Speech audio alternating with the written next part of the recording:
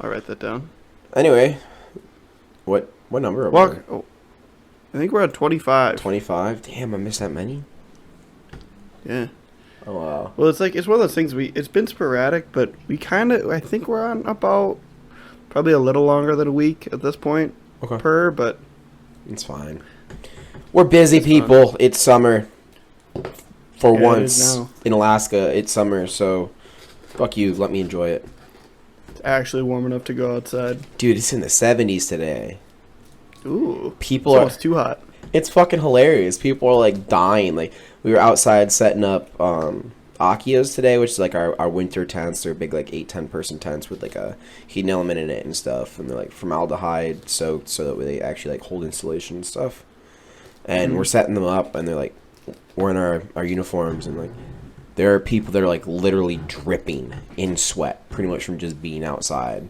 It's like, god damn, you're a fat piece of shit. Are they fat, or are they too used to the cold? Both. Oh. They're fat people used to the cold, which are the worst. Yeah. Rip.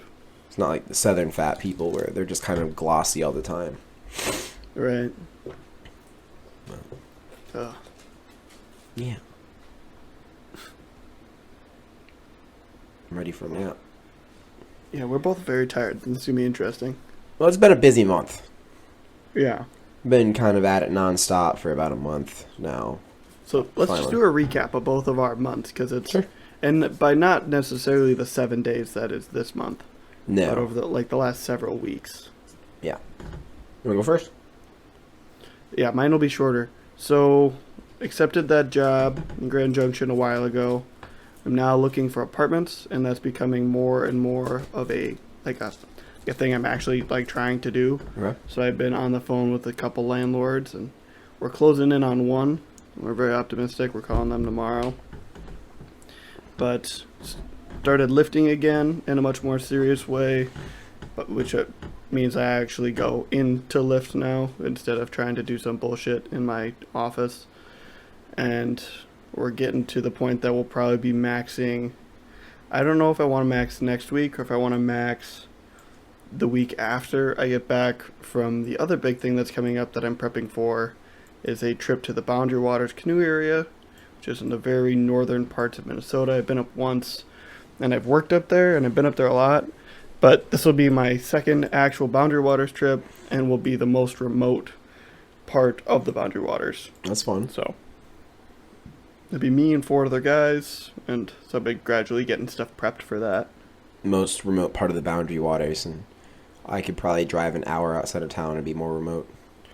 The argument there is that if you can drive to it, no. So with this spot, we're going to Crane Lake, which is not a town. It's like 2 cabins and like a restaurant. I figured it was a lake. And then, but you go there and they load you up on 2 boats, and then they drive you by water, like into the wilderness, and just like boot you out and say, "We'll see you in a week," and then they drive away.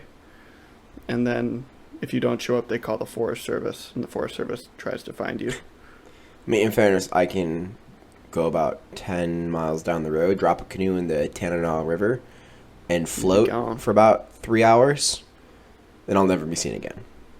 Oh, yeah. Yeah.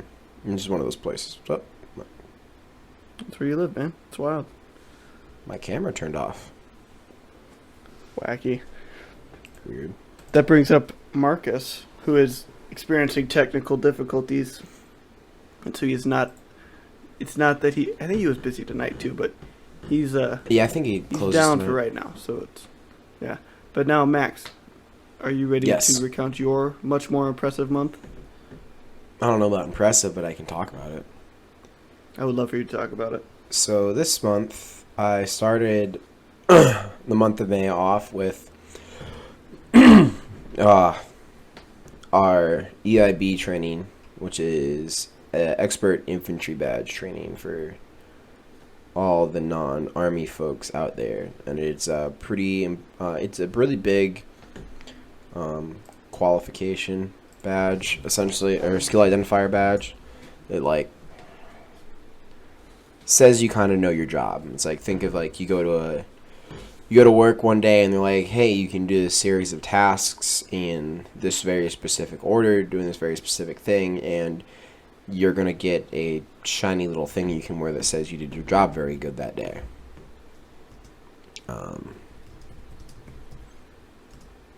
But it actually means something. Yeah. Well, I mean, so... It's not like if I went to job and filed paperwork extra good. No. But it's a big, long test. There's 2 weeks of train up and a week of testing, and the week of testing consists of a PT test, which is push-ups, sit-ups, and a 4-mile run. You have to do 49 push-ups, 59 sit-ups, and a sub 32-minute 4-mile. You do day and night land navigation, which is finding posts out in the woods with a map, compass, and protractor. You do a day and night one, which is... Do you have to prep for bears like during the night one? So... Is that a thing you worry about, or do you just make enough racket on your own that you're kind of fine? So I want you to remember where I am and remember what time of year it is. Alaska in the spring. Yes. / summer. Yes. When's the solstice? Very soon. Yeah, like 2 weeks. Yeah. So, about 3 weeks ago... Oh, shit, so it was at night. I have a Garmin Instinct, which is like a Yeah. nicer GPS watch, but the big thing for this story is it shows sunset and sunrise times on it. About 3 weeks ago, it stopped showing when the sun sets. It only shows when the sun rises.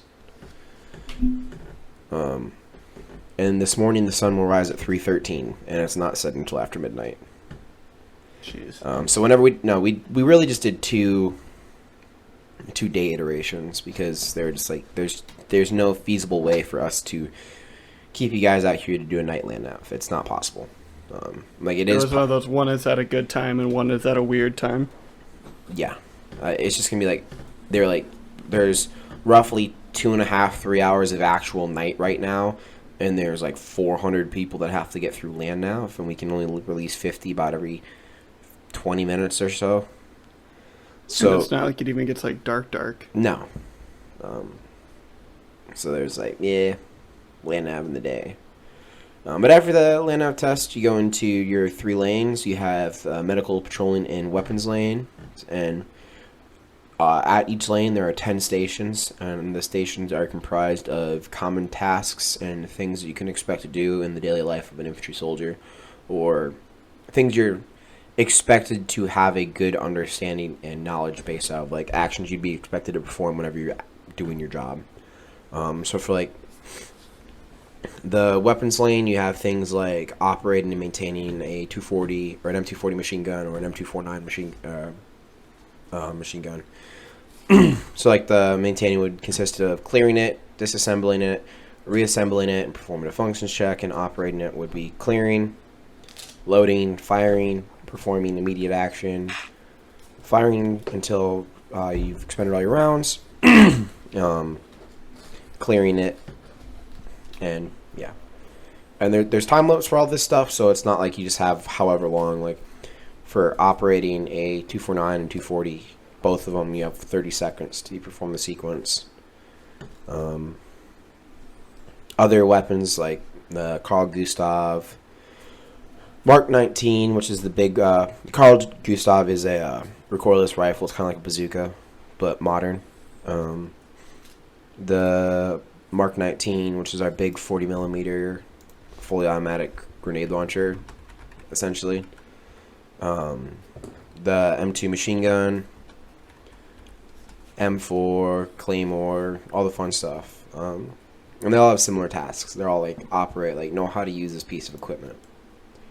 Then we get the patrolling lanes are a little bit more what you'd actually be doing out in the field. Like, so it's often employing different pieces of equipment that we have that aren't weapons and doing common tasks that infantry soldiers would have to do while patrolling, like assembling and programming or filling radios, knowing how to properly don CBRN equipment, which is the chemical, biological, radiological, and nuclear protective equipment that we wear, which fucking sucks. All like the mop suits and stuff.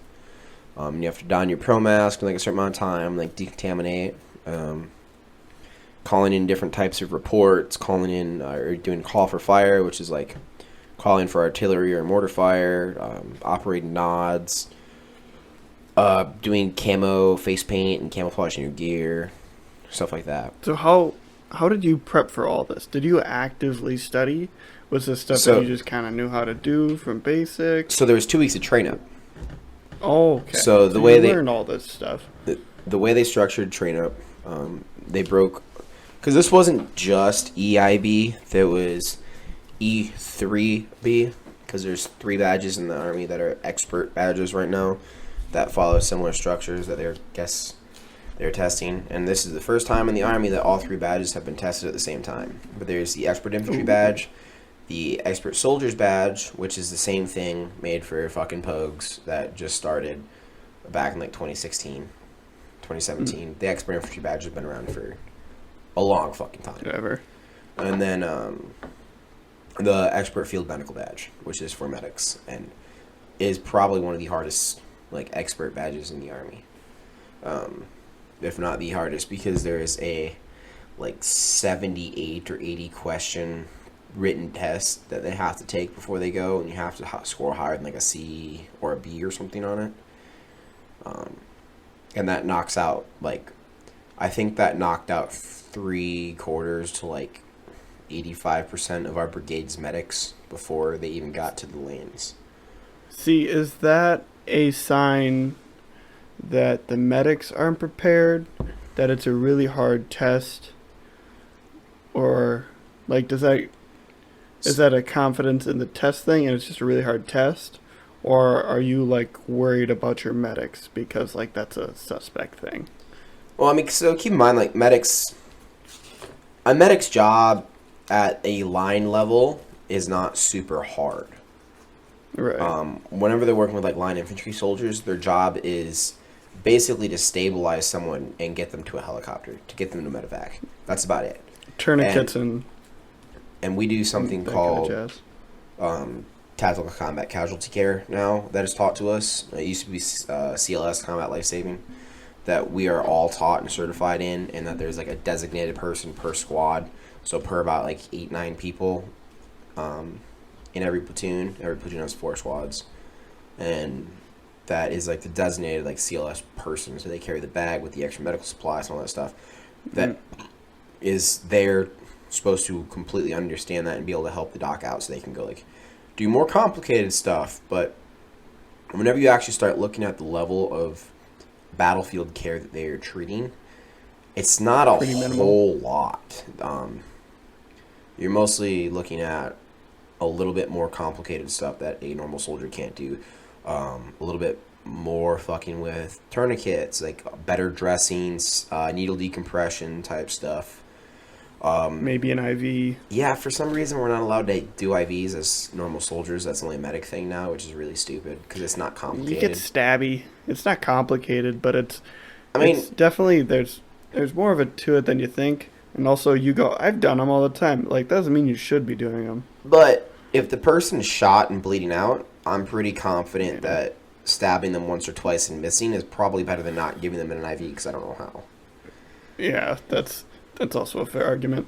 Like, if you're shot, I feel like you getting poked 3 times on your IV bag is not the worst thing that happened that day. Yeah. Imagine like that in Forrest Gump, like he wakes up and like, you got shot, Forrest. He's like, yeah, but what'd you stick me so many times? But it's also an extremely hard test. It is a very hard set of lanes. Like, out of our brigade, or out of our battalion, which you have typically about 4 medics per company. There's 4 companies in the battalion, so that's 16, and then you probably have another like 5 or 10 with the actual like headquarters element in battalion. So looking at 25 medics, maybe. We had 2 pass. Like, pass the whole thing or pass just the initial exam? Get their badge. I don't know how many passes. Get their badge. But EIB has a pretty low pass rate as well. It's just not on. There's no like initial tests like that. But like, EIB has, according to armyupress.army.mil, a 14% pass rate across the Army. Oh shit. So it's like these are supposed to be hard schools. These are like This is not for the normal average dude. Yeah, like everyone is forced to try it and like try and do it, but for you to actually get all the way through and you earn your EIB genuinely means something to the Army. Like people will look at that with respect and understand that you're not just a fucking moron and you do kind of understand what's going on, which is a really big plus in the Army. That's a big thing. But yeah, that's what I did for about a month. Nice. Congrats on completing that, by the way. Thank you. I knew it was a big deal, but I didn't realize it was that big of a deal. It was a big thing. Yeah. It was a lot of long days and a lot of stress. Mm-hmm. A lot of stress. Done now, though. Yeah, and I never have to do it again. Nice. I have to grade next year, but I'd much rather grade than have to take that fucking thing again. Oh, yeah. It'll be fun then to see everyone else go through it. Yeah, I can help people out and laugh at people. Give people poor directions. Yeah. Do what some of the graders did to me and be like, candidate, at this time, you are a no-go, and hand them back their paper and it just has go written on it. And it's like, oh, you're yeah, okay, cool. You're just being a dick. Thanks, bro. Thanks for that. Needed that. Yeah, really needed that today. But yeah, I think I'm gonna try and make some wings this weekend on the grill. Ooh, that'd be good. Do you just have a normal propane one, or do you have one that you could actually like smoke something in? I have a charcoal grill. I have a round Weber grill. The classic. Yep. I have a question for you, by the way. What's that? I'm curious because, as an outdoorsman, what do you guys use? Because bugs are notoriously bad in Alaska, as bug repellent. Like when you go to work in the Army in Alaska, like do you guys have spray? Yeah. Well, the Army, the Army doesn't really give you bug spray. We are actually issued mosquito nets up here, believe it or not. And the mosquitoes are fairly obnoxious. It's not, they're bad, but they really weren't significantly worse than they were in most places in Wisconsin. Right, it's just that you're out in the woods that gets you. Yeah, but it's the same thing in Wisconsin. You go out in Wisconsin in the middle of July, you're going to get swarmed by fucking mosquitoes. That's how it works. It just happens. But I use, like, just commercial, like, normal bug spray. No, like, because... Okay, give me 1 sec. It's literally right here.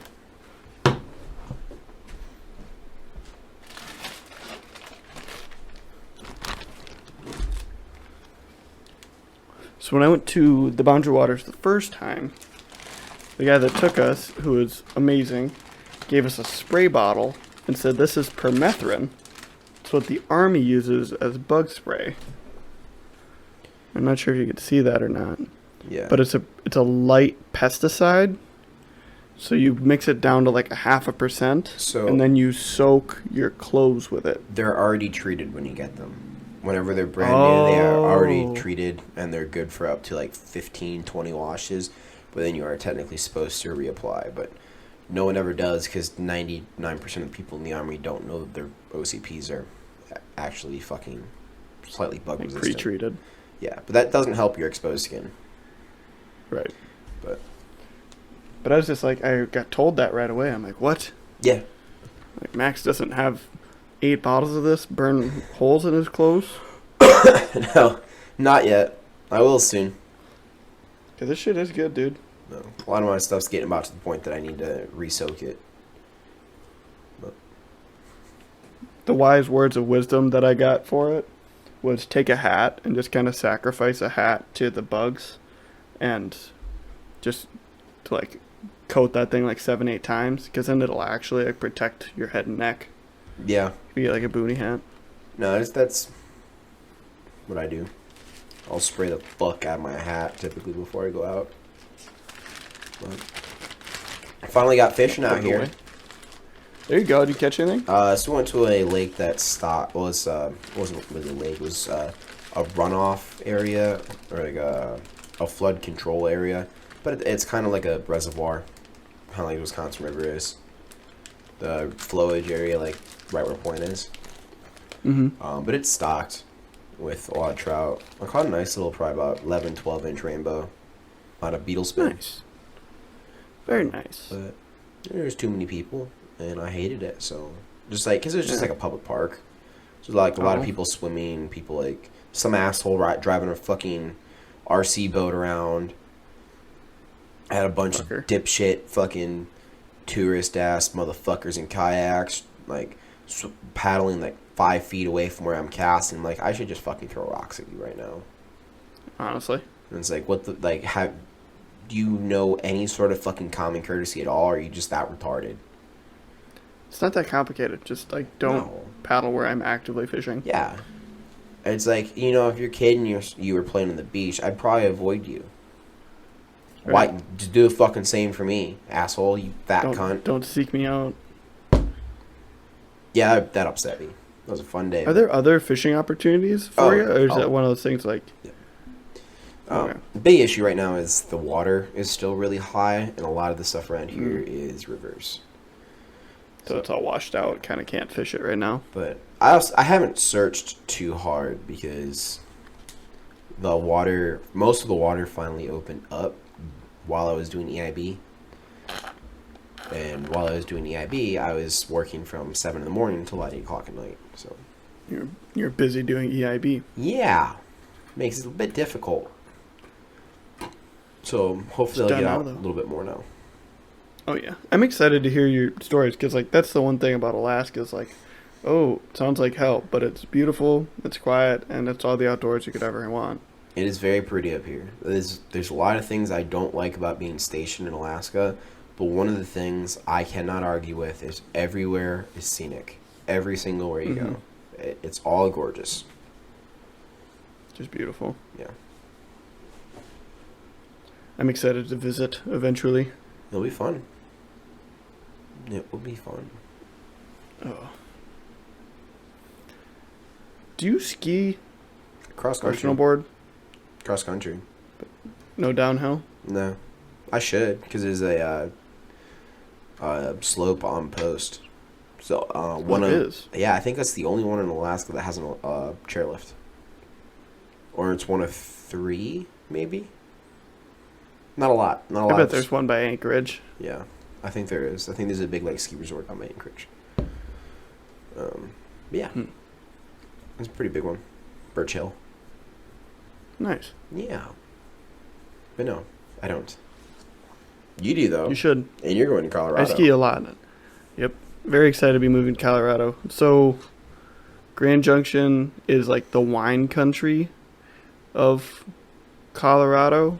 So the city itself sits like right in a bend of the Colorado River, and it's all fruit. They like grow a ton of fruit. Like they're known for their peaches. It's one of the big things. Weird thing that they're known for in Colorado. Exactly. I don't know, but there's a bunch of wineries, so that's a hoot. I haven't looked at like any breweries or distilleries or anything, but they have a ton of wineries. And then if you drive like 40 minutes away, it's Powderhorn. And so Grand Junction is top of the line for like mountain biking, and then Powderhorn is super top end skiing. But it's on the west side of the mountains in Colorado, so it doesn't get nearly as much tourist pressure. Oh, that's nice. It sounds like a place that'd be like fucking poppin'. Right, but it's not. It's just kind of like it's the hidden part.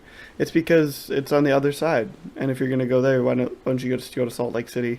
Yeah, I guess. Which is like everyone at that point would just be like, everyone that go, because I feel like most people that go to the Rockies to go skiing are probably on the West Coast already.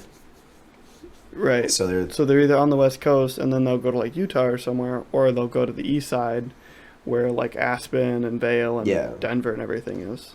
Well, I was gonna say I bet most of those people that live on the West Coast have like a local mountain they go to. Right. And that's probably not it. So, yeah, I don't know. I'm excited. But in that same area, so where Powderhorn is, it's up on top of the mesa. So apparently it's the largest flat top mesa on Earth. So it's just the largest flat top mountain. But up there's like 150 lakes. Oh, wow.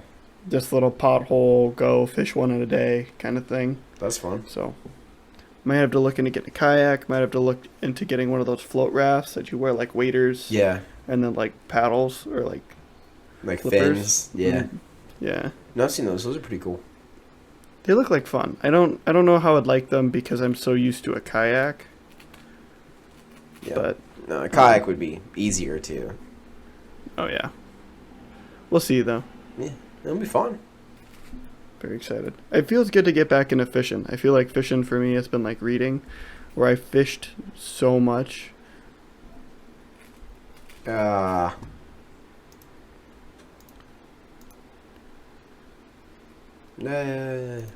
And we're back. But I fished so much and read so much for so long and like fell in love with it. And then when it hit college, I just kind of stopped doing it. Yeah. Dude, college kind of sucked because it was just like so much revolved around being in college. It's kind of like, it's genuinely kind of like being in the Army. Everything you do in some way and form is supposed to revolve around being in college, and you don't really get a whole lot of time to go do the shit you actually want to do. And if you do, you're like starting to like really push the edge of your limits. And it's like, that was one of the things I really didn't like about college, was that everything was college. Everything. All the people you hung out with, everywhere you went, all the social activities you did, most of your time and focus and energy, most of the fun things you did, the stuff you learned about, things you're supposed to work hard at. It's all college. Till college. No time to go do other shit that you should probably be doing as a developing young person. Mm-hmm. But anyway. Shit's whack. I think I'm going to go and shower. Do it, dude. Go to bed. This is a clutch little podcast. Hell yeah. Get a little quick I'll one. get it loaded to me. Cool. But yeah. Thanks everyone for listening. Thanks for being on, Max. Love it. Yeah, I'm glad to be back. Hopefully it'll be more regular now. Yeah, now that we have an expert. Oh yeah, I'm an expert and I'm a professional. It counts. Yeah, all right. Later. Good night, everybody.